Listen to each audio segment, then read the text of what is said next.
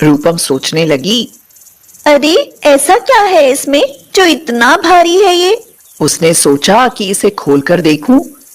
गठरी खोलकर देखा तो उसकी आंखें खुली की खुली रह गईं।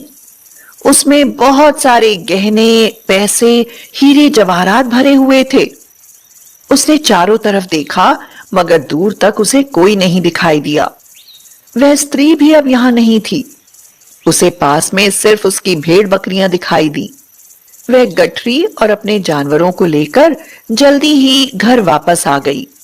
रूपम अपनी माँ और पिताजी को आवाज लगाते हुए बोली, पिताजी, माँ, जल्दी बाहर आओ, देखो जरा मुझे क्या मिला है। आवाज सुनकर सब बाहर आ गए। गठरी का सामान देखते ही वो लोग चौंक गए। बेटी, ये किसकी है और तुझे कहाँ मिली? पिताजी, मैं अकेली बैठी हुई अपने नसीब को दोष दे रही थी। तभी मुझे एक स्त्री दिखाई दी। वह मुझे ये देखकर अंतर्ध्यान हो गई। उन्होंने कहा कि इसे घर ले जाओ, फिर देखना तुम्हारा नसीब कैसे बदलता है। अरे बेटी, तू तो बहुत भाग्यशाली है जो तुझे किसी देवी ने इतनी बड़ी धरोहर दी। ये लाखों की नहीं, करोड़ों की संपत्ति है। पिताजी, अब हमें इसका क्या करना चाहिए? बेटी, ये तो तेरी अमानत है, जैसे तू चाहे वैसा कर। माधुरी अंदर से जल भुन रही थी। वह बोली, करना क्या है? तुम तीनों बहनों की शादी में काम आ जाएगा और गहने तुम तीनों के काम आ जाएंगे। नहीं माँ, ये खजाना मैं शादियों में नहीं बल्कि किसी नेक काम में लगाऊंगी। माधुरी सोचने लगी, कहीं ऐसा ना हो ये बाप बेटी सब कुछ दान कर दे। क्यों ना रात में ये खजाना मैं कहीं ऐसी जगह छुपा दूं जो किसी को मिले ही ना। बाद में मेरी बेटियों के काम आ जाएगा। फिर बोल दूंगी कि चोरी हो गया है।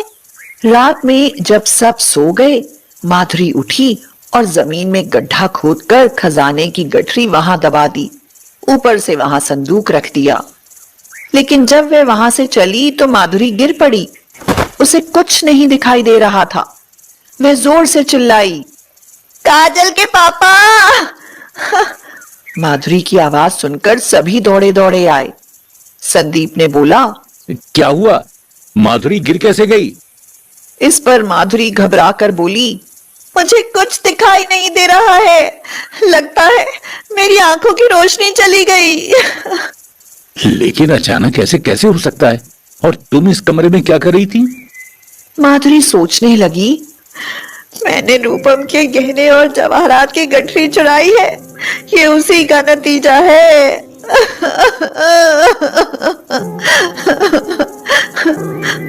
वह जोर जोर से रोने लगी। माँ, ऐसे कैसे तुम्हारी आंखों की रोशनी जा सकती है? बेटी, मेरे अंदर लालच आ गया था। मैं लालच में अंधी हो गई थी और भगवान ने मुझे सचमुच अंधा कर दिया। कैसा लालच? मैंने रूपम की गठरी चुराकर संदूक के नीचे गड्ढा खोद कर दबा दी। मेरे मन में आया कि मैं ये सिर्फ अपनी बेटियों को दूंगी, और जैसे ही मैं मुड़ी मेरी आंखों की रोशनी चली गई।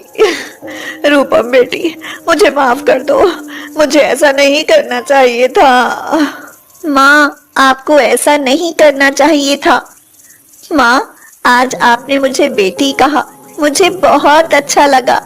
नहीं तो आपने कभी अनाथ के सिवा मुझे कुछ कहा ही नहीं। अब तुझे हमेशा लाड़ करूंगी, बस एक बार मेरी आंखों की रोशनी आ जाए। संदीप ने संदूक हटाकर वहां से वह गठरी बाहर निकालकर रूपम के हाथ में दे दी। तभी माधुरी की आंखों की रोशनी वापस आ गई। बुरे काम का नतीजा बुरा ही होता है, इसलिए माँ, ये खजाना हम अच्छे काम में लगाएंगे। ये सब तेरा ही है बेटी। तू अनाथ नहीं, बहुत नसीब वाली है। आज के बाद तू सचमुच मेरी बेटी है। मैं कभी तुझे अनाथ नहीं कहूंगी। हाँ। रूपम ने अपने पिताजी की मदद से एक अनाथ आश्रम बनवाया ताकि किसी भी अनाथ बच्ची को रूपम की तरह किसी पर आश्रित न रहना पड़े और अपने लिए एक अच्छा घर भी। रूपम अपने पिताजी से बोली, पिताजी, अब आप भेड़ बकरी नहीं चराएंगे। ठीक है बेटी, अब से मैं तुम्हारे साथ आश्रम का काम देखूंगा। सब लोग बहुत खुश थे। सच में ही उस अनाथ बच्ची का नसीब बदल गया।